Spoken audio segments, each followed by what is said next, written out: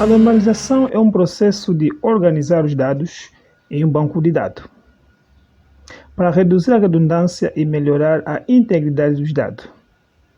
Bem, o maior objetivo da normalização é reduzir a redundância e a dependência das informações armazenadas, garantindo assim a integridade e eliminando assim algumas anomalias.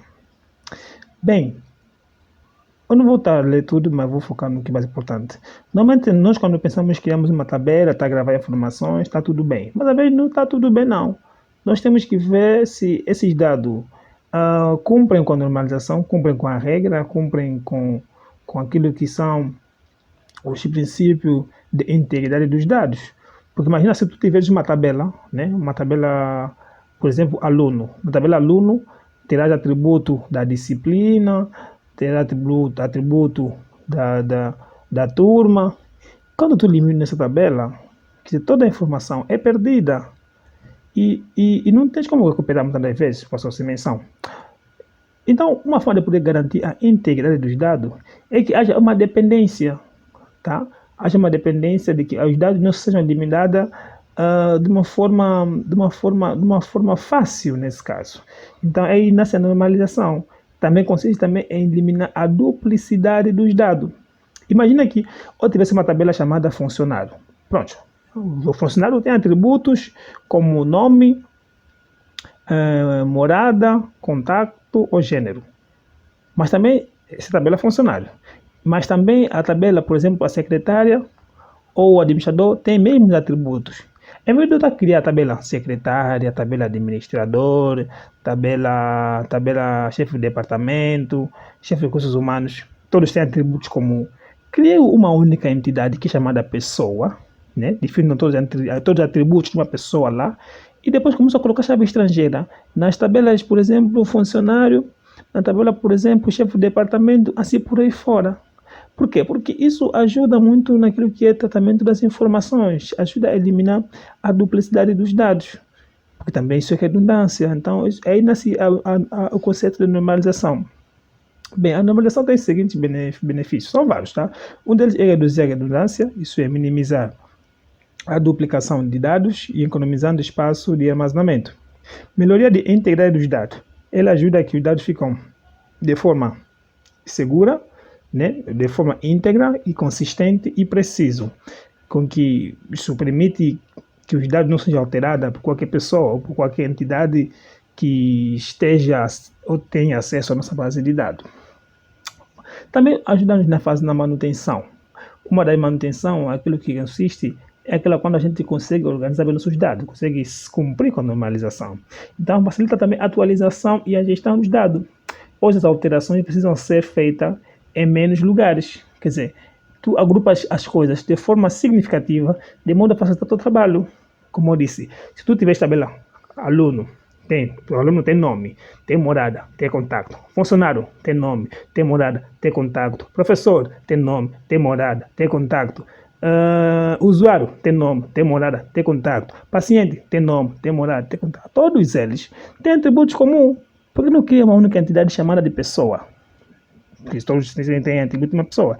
E vai só divergindo naquele conceito, assuntos mais delicados, assuntos mais pessoais. Tá? Então é nisso. A numeração é um pouquinho complexo de se entender no princípio, mas com o tempo tu irá se familiarizar, tá? Bem, existem 5 formas de normalização, mas aqui só abordaremos 3. Também segundo Edgar Frank, podemos assumir, né, que uma base de dados que se tiver ou passando atrás de forma normais, podemos dizer que já é segura, já é íntegra para poder se garantir um pouquinho ou acertar-se um nível de qualidade ou nível de segurança nela. Bem, primeira forma normal consiste em eliminar grupos de repetições e garantir que cada coluna contenha valores atômicos, ou seja, indivisíveis. Cada entrada em uma tabela deve ser única. A ordem nas tabelas não afeta significativamente os dados. Bem, o que vai acontecer? Vamos supor essa tabela, né? essa tabela tem valor. Esse valor é duplicado. Aqui estamos a dizer consiste em eliminar grupos de repetições. Esses valores aqui estão repetidos, tá? Quer dizer, o código da tabela é este aqui. Isso não está normalizado, porque a primeira forma normal diz que nessa coluna, que é o código padrão, o código que vai identificar o registro, esses aqui são registro, tá? Cada linha é um registro. Então, essas informações que estão aqui nessas colunas estão repetidas. Isso dificulta na gestão. Então, a primeira forma diz que temos que eliminar grupos. Isso é um grupo de dados, uma coluna que vai nos refletir em grupos de informações que estão duplicados. Isso não é permitido segundo a primeira forma normal. Então, temos que eliminar esses grupos de valores repetitivos. E temos que fazer com que a entrada de dados, quer dizer que a inserção dos dados, ao gravarmos os dados, aqui não pode duplicar, pode vir 1, 3, de forma aleatória, mas não pode ser duplicado, tá? Não pode ser duplicado, porque duplicar é fatal. É fatal. Por exemplo, essa Maria, essa vai estar aqui repetido, esses 2, que é do João, também está aqui repetido, não é uma boa prática. Então, o que tem que se fazer aqui? Tem que se definir uma chave primária aqui nessa coluna. E quando definimos a chave primária, estamos a dizer que essa coluna código será unique.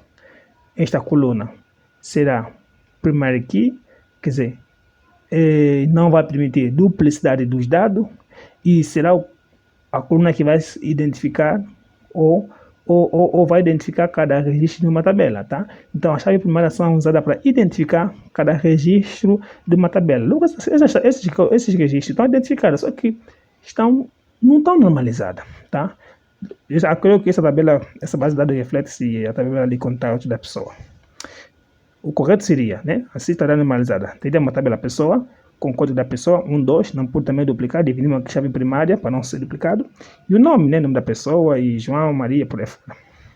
Agora, na tabela contato, definiríamos também aqui o código contato. Aqui tem código contato, tem código pessoa. Essa coluna é chave primária, aqui também é chave primária.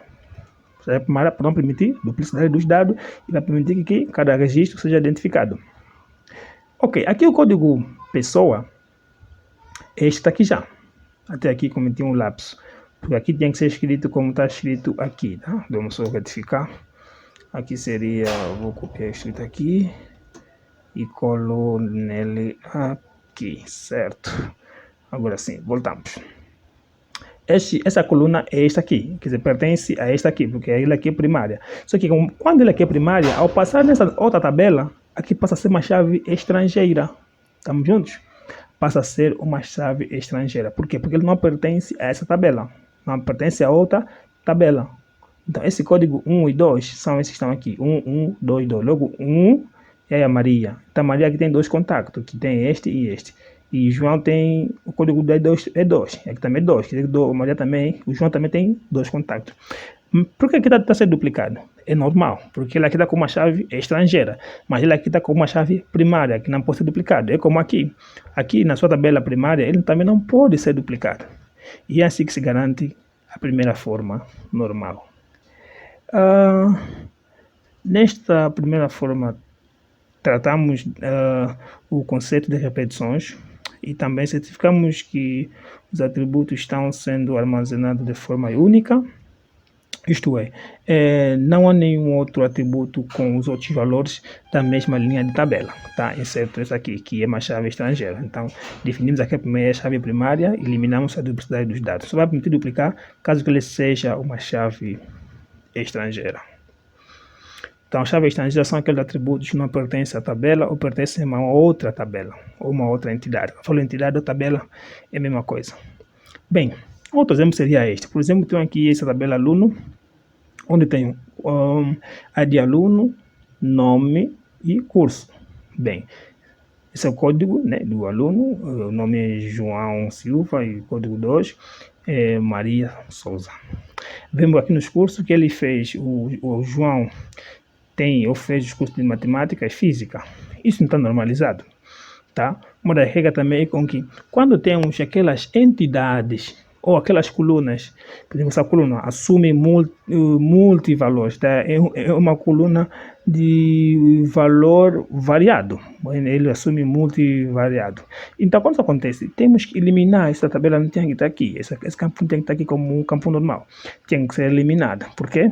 Porque se dificulta na gestão das informações.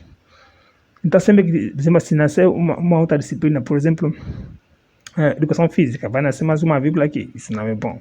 Então, todas as colunas que assumem valores multivariados, quando isso acontece, é necessário criar uma outra tabela ou separar as informações em seguida e relacioná-las. Nesse caso, teríamos. Aqui podemos ver que o aluno, creio que faz muitas formações ou tem feito muita formação num curso. Isso que fez um centro de formação, se não estou em erro. Como é que seria? Teríamos uma tabela separadamente, porque aqui está tudo numa única tabela, tá? Teríamos uma tabela separadamente, tabela só de aluno, onde teríamos o código do aluno e o nome do aluno, por exemplo. Teria todos os atributos, mas vamos focar no código e no nome. Na outra tabela, teríamos a tabela curso, onde teríamos matemática, física, química, biologia, por aí fora. Tabela dos cursos. Depois teríamos outra tabela que seria a tabela derivada de aluno e tabela derivada de curso. Logo, onde pegaríamos a chave primária do ID aluno, chave primária do ID curso. E ao chegar aqui, ele não será a chave primária, passará a ser chave estrangeira, porque não pertence a esta tabela. Ok, logo essa tabela passará a ser chamada curso do aluno. Então, aqui, lembrando sempre aqui define chave primária, e aqui o código também aqui é chave primária. Agora, o curso ID é chave estrangeira, pode se duplicar, é normal, tá? É normal. E também o ID aluno, ou aluno ID também pode se duplicar, é normal, porque ele aqui é uma chave estrangeira. Aqui conseguiremos registrar quantos cursos que o aluno fez. Por exemplo, o aluno do código 1, que é o aluno do código 1? É o João Silva. Que curso é esse? 1, matemática. Quem é esse código aqui? 1 de novo, é o João Silva. Que curso é esse? Curso é física. Né, que fez matemática código 1 e 2 é física. É o que está aqui, matemática e física. Logo, apenas separei, tá? Separei em diferentes tabelas. Depois tenho o código 2, que é Maria Souza. Que curso é? 3 é química. Depois, o 2 é quem? De novo é Maria. Que curso é? Código 4, curso é biologia. Tá aqui, química e biologia, tá? Então, é assim, nessa senda que deve se garantir a normalização de tabelas. Essa também está mal normalizada, não está normalizada. Então, como podemos ver aqui, a tabela, creio que é a tabela aluno. Né? Na tabela aluno temos o código do aluno, o número do aluno, nome, morada, código da disciplina e a disciplina. Isso está errado. Isso tem que ser separado, tá? Isso aqui está errado, totalmente errado. Não pode estar na mesma tabela. Temos aqui outro exemplo. Da segunda forma normal. Os atributos que não dependem ou dependem parcialmente da chave são associados a uma outra tabela. Agora com uma relação clara com uma chave primária da tabela original. Bem, vamos fazer o seguinte. Essa aqui é uma parte também no base que eu peguei. Vamos fazer entender. Vamos analisar essa tabela. O que é que temos aqui nessa tabela? Temos o código, que é este aqui, temos o nome, temos o código do voo, temos a origem, temos o destino. O nome da tabela é tabela de voo. Analisem muito bem, o que tem de errado?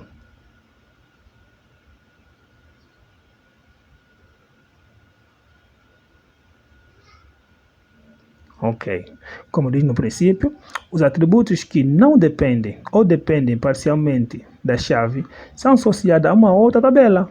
Logo, a tabela origem, ou melhor, a coluna origem e destino, não podem estar junto com a tabela, ou melhor, a tabela de voo. Pronto, pode ter essas informações, mas não, aqui teremos um problema muito sério. Porque temos que separar as informações. Primeiro temos que ter a tabela dos passageiros, ou dos embarcantes, né, de preferência ficar de passageiro. A tabela dos passageiros, depois teríamos a tabela de voo, onde teríamos o destino, e teríamos a origem, como aqui apresenta. Né? Aqui queria a tabela de embarque, no caso embarque temos o código do embarque, temos o destino, a origem, né? A origem é esta aqui, e o destino é esse. E o código do voo.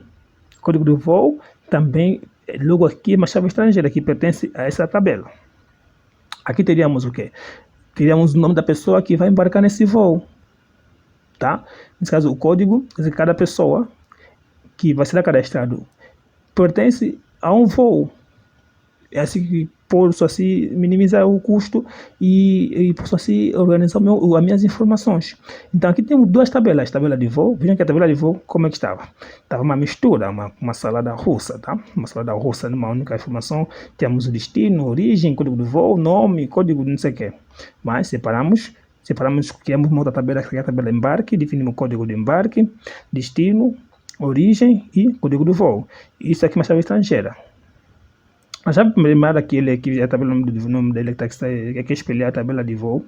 Temos a pessoa que vai embarcar e o seu código. E esse código também pode, e também como não pode ser repetitivo, podemos suprimir aqui que o código daqui seria talvez o número de passaporte ou o número de bilhete, tá? Isso é relativo. Mas quis fazer entender aqui que sempre que for necessário identificarmos atributos não chave, devem totalmente depender de uma chave. E por outra, devemos eliminar a dependência parcial, dependência funcional e a dependência transitiva. Bem, vamos lá. Na terceira forma normal, diz o seguinte: até esqueci de vos informar. Para estarmos na segunda forma normal, temos que passar pela primeira. Depois, para estarmos na terceira forma normal, temos que passar pela segunda, porque eu não sou muito de ler. Eu espero que estão a ler em cada slide que eu estou aqui a espelhar, que eu estou aqui a me concentrar na explicação. Na terceira forma normal, uma tabela está na terceira forma normal se estiver na segunda forma normal. E não pode haver dependências transitivas, seja parte da terceira. Essa aqui já é uma parte da terceira forma normal. Ou seja, atributos não chaves não devem depender de outros atributos não chaves, somente a da chave primária. Ok. A terceira forma normal, né, uma tabela está na terceira forma normal se estiver na segunda, como já disse, e não pode haver dependências transitivas. O que são dependências transitivas? Bem, dependências transitivas, vamos supor aqui um exemplo. Imagina que tu tens uma tabela de venda, né? Tabela de venda, e na tabela, essa tabela refere-se, por exemplo, à tabela de produto. Vamos supor que essa aqui é a tabela produto. Na tabela de produto temos o código do pedido, melhor, temos na tabela, vamos supor que temos uma base de dados, de gestão de venda, tá? E temos aí nessa tabela o código do pedido, o código do produto, a quantidade, o valor unitário, e vamos ter aqui mais uma coluna, né, aqui chamada total. Aqui diz o seguinte: se tivéssemos uma coluna total, por exemplo, a tabela não estaria na terceira forma normal, pois dependeria do valor unitário, esse valor unitário, né, valor unitário, e da quantidade, que é isso aqui, que são atributos não chave. Quer dizer que, para que tenhamos o total aqui como nova coluna, quer dizer, o total vai ser igual a quantidade vezes o valor unitário. Então, todo aquele processo, todo aquele cálculo que provém de uma dependência das colunas, devem ser eliminadas. Isso é chamada de dependência transitiva. Quer dizer, eles vão passar de um processo transitivo para uma outra coluna. Quer dizer, para o total ser total, ele é total porque vem de um processo, de uma operação. Esse tipo de operação não podem ser armazenados como um valor. Não pode ter uma coluna para armazenar esses valores. Tá? Outro exemplo que podemos dar, por exemplo, se tivéssemos aqui a P1, que é a primeira prova, a P2, a segunda prova, depois teríamos aqui a média, porque a média é a soma das provas dividida pelo número de prova. A média também não pode estar ali, como uma coluna. É a terceira forma normal. Temos que eliminar a dependência transitiva. Então, todos aqueles valores que provém de uma operação, de uma soma, seja das colunas ou de uma outra forma que você pretende usar, mas que virá de uma operação, não pode se criar uma tabela ali. Outro exemplo, para calcular a idade de uma pessoa. Para calcular a idade de uma pessoa, a gente faz a idade atual menos a idade de nascimento. Tu não podes ter aqui um campo chamado idade. Porque como que fica? Os valores não são estáticos, aqueles valores são dinâmicos, então eles estão sempre em constantes alterações. Agora, como é que se faz E como é que aparece nas faturas o total? Bem, isso já são um artefacto, né, que os administradores de base de dados, os programadores usam. Mas mais para frente eu mostrarei um cheirinho de como você pode fazer isso para encontrarmos o total sem ter que seja uma coluna, tá? Então espero que essa normalização fique claro. Boas práticas e até já.